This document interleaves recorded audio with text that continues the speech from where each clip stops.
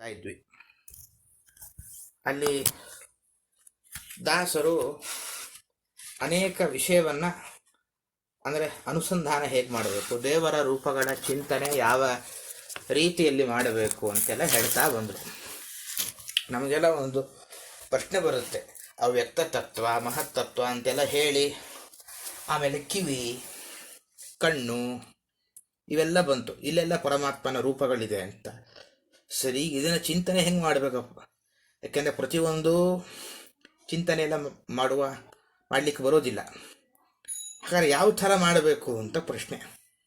ಇದಕ್ಕೆ ನೀವು ಇದು ಗಮನಿಸ್ತಾ ಇದ್ದೀರಿ, PDF ಅಲ್ಲಿ ಎಲ್ಲ ಸಂಗ್ರಹ ಮಾಡಿ ಗ್ರೂಪ್ ಫೋಟೋ ಶೇರ್ ಮಾಡಿದ್ದೀನಿ, ಗಮನಿಸ್ಬೋದು. ಅಲ್ಲಿ ಎಲ್ಲವೂ ಸಂಗ್ರಹ ಮಾಡಿ ಒಂದು ಪ್ರಾರ್ಥನೆ ಕೊಟ್ಟಿದ್ದಾರೆ. ದಿನ ಬೆಳಿಗ್ಗೆ ನಾವು ದೇವರ ಸನ್ನಿಧಾನ ಹೇಗೆ ಇರಲಿ, ಸ್ನಾನ ಆಗಿದ್ರೆ ಒಳ್ಳೆಯದು, ಈ ಪ್ರಾರ್ಥನೆ ಮಾಡಿಬಿಟ್ರೆ ಉದಾಹರಣೆ ಬಂದು ಗಮನಿಸೋದು ಅಂದರೆ, ಅವ್ಯಕ್ತಕ್ಕೆ ಅಭಿಮಾನಿಗಳಾದ ಲಕ್ಷ್ಮೀ ದೇವಿ ಹಾಗೂ ಶ್ರೀ ಸಹಿತನಾದ ಪರಮಾತ್ಮನೇ ಪ್ರಕೃತಿ ಬಂಧನವನ್ನು ಬಿಡಿಸು, ಹೀಗೆಲ್ಲ ಯಾವ್ಯಾವುದು ವಸ್ತುಗಳು 24 ಪದಾರ್ಥ, ಅದಕ್ಕೆ ಅಭಿಮಾನಿ ದೇವತೆಗಳು, ಆ ದೇವತೆಗಳ ಒಳಗಿರುವ ಪರಮಾತ್ಮನ ರೂಪ, ಏನೇನು ಪ್ರಾರ್ಥನೆ ಮಾಡಬೇಕು ಅಂತ ಕೊಟ್ಟಿದ್ದಾರೆ. ಆದ್ದರಿಂದ ಒಟ್ಟಾರೆ ಇಲ್ಲಿ ತನಕ ಹೇಳಿದ್ದನ್ನು ನಾವು ಈ ಒಂದು ರೀತಿಯಲ್ಲಿ ಪ್ರಾರ್ಥನೆ ಮಾಡ್ತಾ ಹೋದರೆ ಆಯಾ ಫಲ ದೊರೀತಾ ಹೋಗುತ್ತೆ ಅಂತ ನಾವು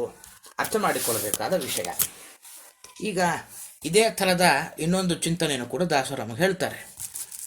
ಏನು ಅಂತಂದರೆ, ಒಟ್ಟು ರೂಪಗಳು ಈಗ ಪ್ರತಿಯೊಂದರಲ್ಲೂ ಯಾವ್ಯಾವ ರೂಪಗಳಿದೆ ಅಂತ ಪ್ರತ್ಯೇಕ ಹೇಳ್ತಾ ಬಂದರು. ಅಷ್ಟೆಲ್ಲ ಮಾಡುವ ಪುರುಸೊತ್ತಿಲ್ಲ ಅಂತಾದರೆ ಕನಿಷ್ಠ ಪಕ್ಷ ಸಂಕ್ಷಿಪ್ತವಾಗಿ ದೇವರ ನೆನಪನ್ನು ಮಾಡಿಕೊಳ್ಳುವ ಒಂದು ವಿಧಾನ ಹೇಳಿದ್ದಾರೆ. 22ನೇ ಪದ್ಯ ಹೇಗಿದೆ ಏನು ಅಂದರೆ, ಚತುರವಿಂಶತಿ ತತ್ವದೊಳು ಶ್ರೀಪತಿ ಅನಿರುದ್ಧಾದಿರೂಪದಿ ವಿತತನಾಗಿದ್ದಖಿಲ ಜೀವರ ಸಂಹನನದೊಳಗೆ ಪ್ರತತಿಯಂದದಿ ಸುತ್ತುತ್ತ ಪಿತೃಗಳಿಗೆ ತರ್ಪಕ ನಿನಿಸಿ ಕೊಂಡ ತುಳ ಮಹಿಮನು ಷಣ್ಣವತಿ ನಾಮದಲ್ಲಿ ನೆಲಸಿಹನು. ಇಲ್ಲಿ ತನಕ ಬಂದದ್ದನ್ನು ಸಂಕ್ಷಿಪ್ತವಾಗಿ ಬಹಳ ಸ್ವಾರಸ್ಯವಾಗಿ ಸಂಗ್ರಹ ಮಾಡ್ತಾರೆ. ಏನು ಅಂದರೆ, ಚತುರವಿಂಶತಿ ತತ್ವದೊಳು ಶ್ರೀಪತಿಯೇ ಅನಿರುದ್ಧಾದಿರೂಪದಿ ವಿತತನಾಗಿದ್ದು 24 ಪದಾರ್ಥಗಳು ಬಂತು. ಆ 24 ಪದಾರ್ಥದಲ್ಲಿ ವಸ್ತುವಿನಲ್ಲಿ ಪರಮಾತ್ಮನೇ ಎಲ್ಲ ಕಡೆ ವ್ಯಾಪಿಸಿದ್ದಾನೆ. ವಿತತನಾಗಿದ್ದು ಅಂದರೆ ಎಲ್ಲ ಕಡೆ ವ್ಯಾಪಿಸಿದ್ದಾನೆ. ಯಾವ ರೂಪಗಳಲ್ಲಿ? ಅನಿರುದ್ಧಾದಿ ರೂಪದಿ. ಅನಿರುದ್ಧ, ಪ್ರದ್ಯುಮ್ನ, ಸಂಕರ್ಷಣ, ವಾಸುದೇವ ಅನ್ನುವ 4 ರೂಪಗಳಿಂದ ಪರಮಾತ್ಮ ಎಲ್ಲ ಕಡೆ ವ್ಯಾಪಿಸಿದ್ದಾನೆ.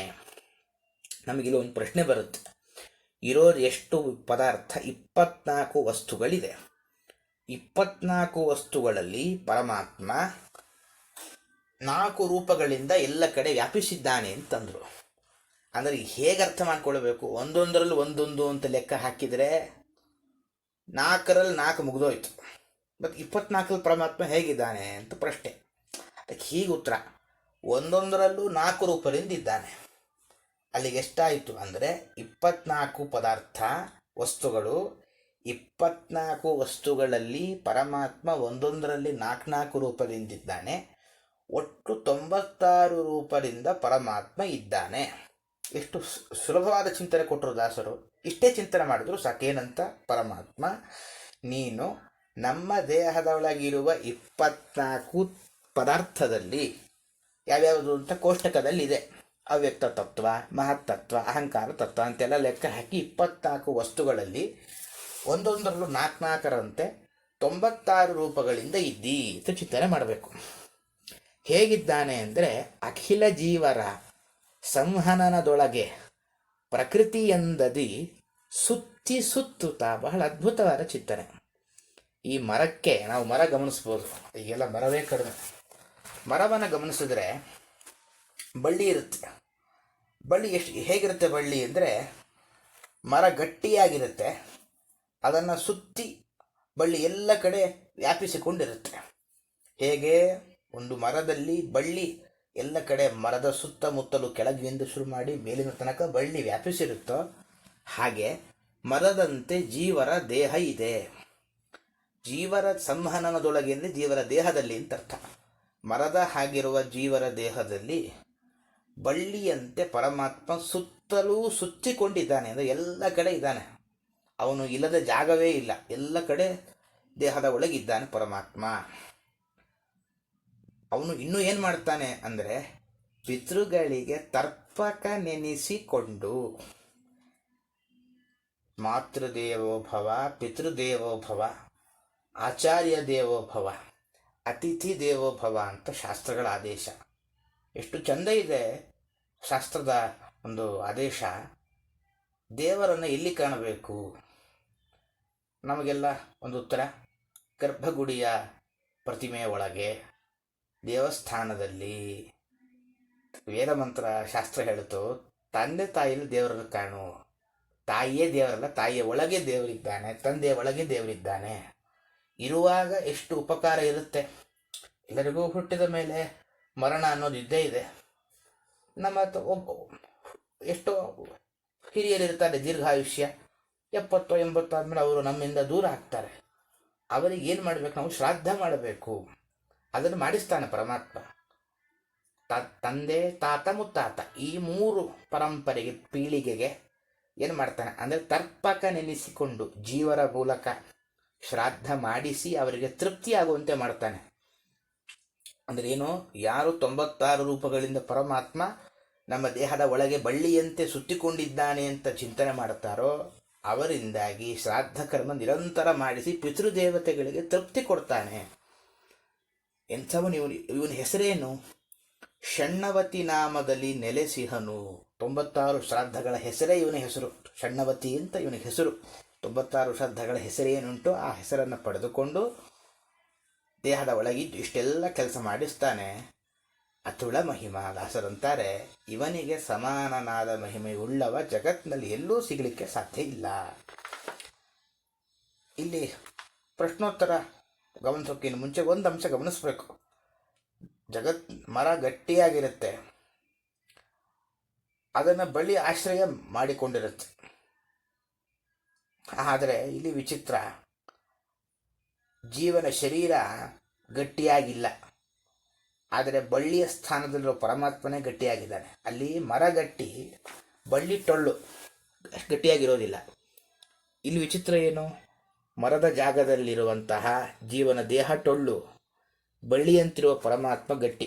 ಇದು ಪರಮಾತ್ಮನ ಅದ್ಭುತವಾದ ಸಾಮರ್ಥ್ಯ.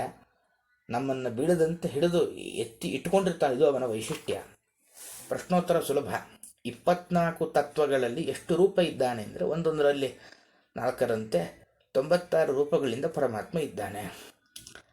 ಎಲ್ಲ ಜೀವರಲ್ಲಿ ಪರಮಾತ್ಮ ಹೇಗಿದ್ದಾನೆ ಅಂದರೆ ಬಳ್ಳಿಯಂತೆ ಸುತ್ತಿಕೊಂಡಿದ್ದಾನೆ. ಅವನೇನು ಮಾಡ್ತಾನೆ ಅಂದರೆ ಶ್ರಾದ್ದವನ್ನು ಮಾಡಿಸಿ ಪಿತೃಗಳಿಗೆಲ್ಲ ಸಂತೋಷವನ್ನು ಕೊಡುತ್ತಾನೆ ಅಂತಿದ್ದಾರ ಅಭಿಪ್ರಾಯ. ಇದಾದ ಮೇಲೆ ತತ್ವಕ್ಕೆ ಅಭಿಮಾನಿಗಳಾದ ದೇವತೆಗಳು ಅಂತಿರ್ತಾರೆ. ಅವರ ಒಳಗಿರುವ ಒಂದು ರೂಪದ ಇನ್ನೊಂದು ಸಂಖ್ಯೆ ಹೇಳ್ತಾರೆ. 24 ತತ್ವದೊಳು ತತ್ಪತಿಗಳೆನಿಸುವ ಬ್ರಹ್ಮಮುಖ ದೇವತೆಗಳೊಳು 1152 ರೂಪ. ವಿತತನಾಗಿದ್ದೆಲ್ಲ ಜೀವರ ಜತನ ಮಾಡವ ಗೋಸುಗ ಜಗತ್ಪತಿಗೆ ಏನಾದರೂ ಪ್ರಯೋಜನವಿಲ್ಲವಿದರಿಂದ.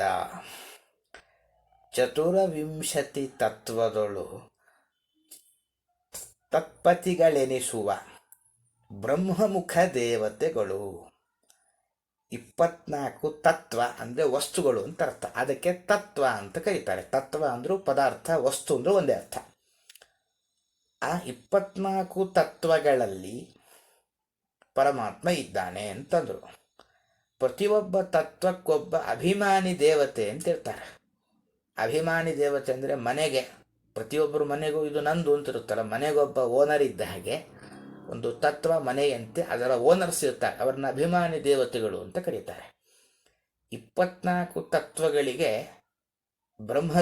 ಬ್ರಹ್ಮದೇವರೆಂದು ಶುರು ಮಾಡಿಕೊಂಡು 24 ಜನ ತತ್ವಾಭಿಮಾನಿಗಳಿದ್ದಾರೆ. ಹಾಗಾದರೆ ತತ್ವಗಳು 24, ಆ ತತ್ವಾಭಿಮಾನಿ ದೇವತೆಗಳು 24. ಎರಡು ಕಡೆಯಲ್ಲೂ ಕೂಡ ಸೇರಿ ಪರಮಾತ್ಮ 1152 ರೂಪ, 1152 ರೂಪಗಳಿಂದಿದ್ದಾನೆ. ಹೆಂಗಪ್ಪ ಅಂದರೆ ಪುಸ್ತಕದ ಕೊನೆಗೆ ಲೆಕ್ಕ ಇದೆ. 24 ಪದಾರ್ಥಗಳೇನಿದೆಯೋ ವಸ್ತು, ಅಲ್ಲಿ ಪರಮಾತ್ಮ 24 ರೂಪಗಳಿಂದಿರುತ್ತಾನೆ. ಅಂದರೆ ಒಂದೊಂದರಲ್ಲಿ ಕೇಶವ, ನಾರಾಯಣ, ನಾವೇನು ಆಚಮನ ಮಾಡ್ತೇವೆ, ಕೇಶವ, ನಾರಾಯಣ, ಗೋವಿಂದ, ಕೇಶವನಿಂದ ಆರಂಭ ಮಾಡಿಕೊಂಡು ಕೃಷ್ಣನ ತನಕ 24 ರೂಪಗಳಿಂದ 24 ವಸ್ತುವಿನ ಒಳಗಿದ್ದಾನೆ. ಒಟ್ಟು 576 ಪರಮಾತ್ಮನ ರೂಪ ಸಿಕ್ಕಿತು. 24 ಜನ ತತ್ವಾಭಿಮಾನಿ ದೇವತೆಗಳು ಅಂತ ಯಾರಿದ್ದಾರಲ್ಲ, ಅವರಲ್ಲೂ ಒಬ್ಬೊಬ್ಬರಲ್ಲಿ 24 ರೂಪದಿಂದಿದ್ದಾನೆ.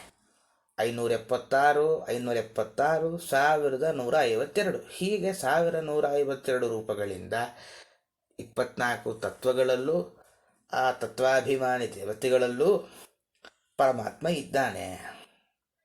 ಯಾಕಪ್ಪ ಇದ್ದಾನೆ? ಅವನಿಗೆ ಇದರ ಪ್ರಯೋಜನ ಉಂಟಾ ಅಂದರೆ, ಜಗತ್ಪತಿಗೆ ಇದರಿಂದ ಏನಾದರೂ ಪ್ರಯೋಜನವಿಲ್ಲ. ಯಾರವನು? ಜಗತ್ತಿಗೆ ಒಡೆಯ. ಜಗತ್ಪತಿ ಅಂದರೆ ಜಗತ್ತಿಗೆ ಸ್ವಾಮಿ ಅವನು. ನಮಗೆ ಯಾವುದಾದ್ರೂ ಒಂದು ಕೆಲಸ ಮಾಡಬೇಕಾದ್ರೆ ಪ್ರಯೋಜನ ಬೇಕು. ಪ್ರಯೋಜನ ಇಟ್ಟುಕೊಂಡು ನಾವು ಮಾಡುತ್ತೇವೆ. ಯಾವುದೇ ಆಗಲಿ, ತಾಯಿ ಮಕ್ಕಳನ್ನು ಬೆಳೆಸ್ತಾಳೆ, ಪ್ರೀತಿ ಇರುತ್ತೆ, ಆದರೆ ಎಲ್ಲಷ್ಟು ಒಂದು ಪ್ರಯೋಜನ, ಯಾವಾಗೋ ಇವು ನನಗೆ ಆಸರೆ ಆಗಬಹುದು ಅನ್ನುವ ಪ್ರಯೋಜನದ ಅಪೇಕ್ಷೆ ಇಲ್ಲದೇನೆ ತಾಯಿ ಸ್ವಲ್ಪ ಆದರೂ ಪ್ರಯೋಜನ ಅಪೇಕ್ಷೆ ಇದ್ದೇ ಇರುತ್ತೆ. ಪರಮಾತ್ಮನಿಗೆ ಮಾತ್ರ ಅವನು ಜಗತ್ತಿಗೆ ಒಡೆಯಾದರಿಂದಾಗಿ ಈ ಜೀವರ ರಕ್ಷಣೆ ಮಾಡಿ ಅವನಿಗೆ ಯಾವ ರೀತಿಯಿಂದಲೂ ಫಲ ಇಲ್ಲ, ಪ್ರಯೋಜನ ಇಲ್ಲ.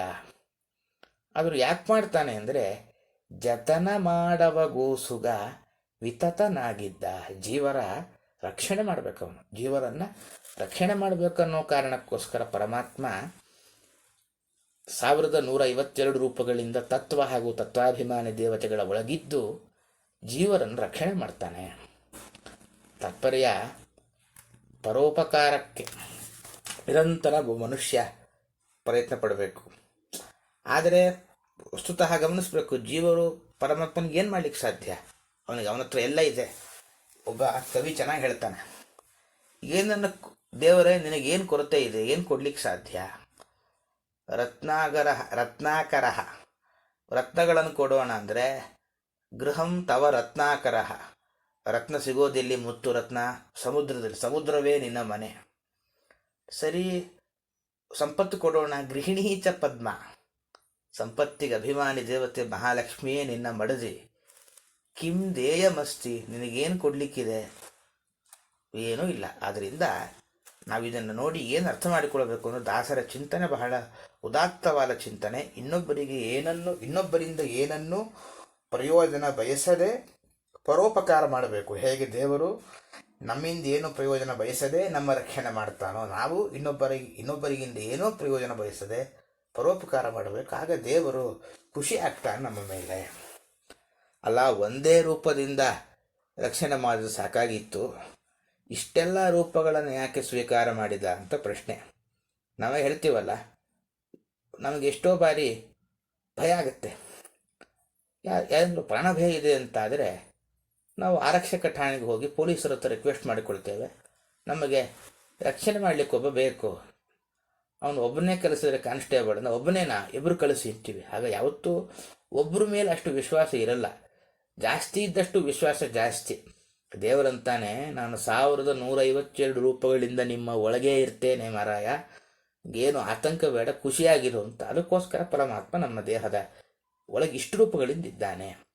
ಪ್ರಶ್ನೋತ್ತರ, 24 ತತ್ವಗಳಲ್ಲಿ ಪರಮಾತ್ಮ ಹೇಗಿದ್ದಾನೆ? ತತ್ವಾಭಿಮಾನಿ ದೇವತೆಗಳ ಮೂಲಕ ಅಲ್ಲಿದ್ದಾನೆ. ಎಷ್ಟು ರೂಪದಿಂದಿದ್ದಾನೆ ಎಂದು 1152 ರೂಪಗಳಿಂದ ಪರಮಾತ್ಮ ಅಲ್ಲಿದ್ದಾನೆ ಅಂತ ನಾವಲ್ಲಿ ಅರ್ಥ ಮಾಡಿಕೊಳ್ಳಬೇಕು. ಇದಾದ ನಂತರದಲ್ಲಿ 11 ಇಂದ್ರಿಯಗಳಲ್ಲಿ ಇರುವ ಪರಮಾತ್ಮನ ರೂಪಗಳ ಸಂಖ್ಯೆಯನ್ನು ಹೇಳ್ತಾ ಹೋಗ್ತಾರೆ. ಇಂದಿರಾಧವ ಶಕ್ತಿ ಮೊದಲಾದೊಂದಧಿಕ ದಶರೂಪದಿಂದಲಿ ಪೊಂದಿಹನು ಸಕಲೇಂದ್ರಿಯಗಳಲ್ಲಿ ಪುರುಷನಾಮಕನು. ಸುಂದರ ಪ್ರದ ಪೂರ್ಣ ಜ್ಞಾನಾನಂದಮಯ ಚಿದ್ದೇಹದೊಳು ನೊಂದರ ಕ್ಷಣ ವಗಲದಲ್ಲಿ ಪರಮಾಪ್ತನಾಗಿಪ್ಪ. ಇಂದಿರಾಧವ ಶಕ್ತಿ ಮೊದಲಾದ ಒಂದಧಿಕ ದಶರೂಪದಿಂದಲೇ. ಪರಮಾತ್ಮ ಶಕ್ತಿ, ಪ್ರತಿಷ್ಠಾ, ಸಂವಿತು ಅಂತ ರೂಪ.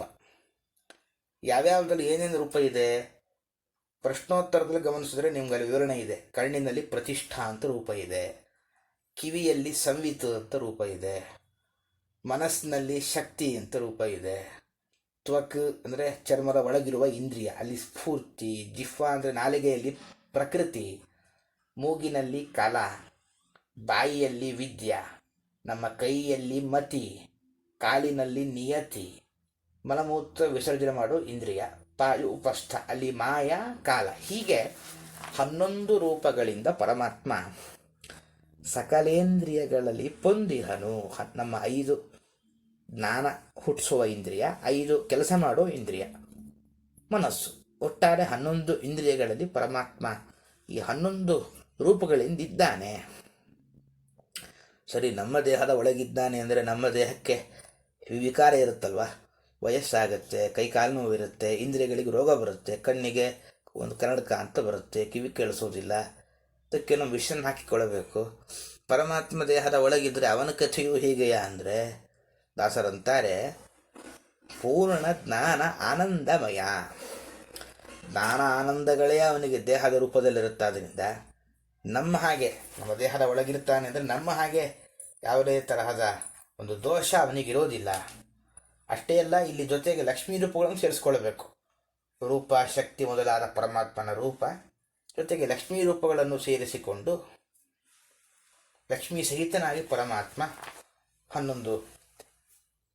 10 ಇಂದ್ರಿಯ ಮನಸ್ಸು ಸೇರಿ 11 ಕಡೆ ಇರ್ತಾನೆ. ಅವನ ಹೆಸರೇನಪ್ಪ? ಪುರುಷ ನಾಮಕನು.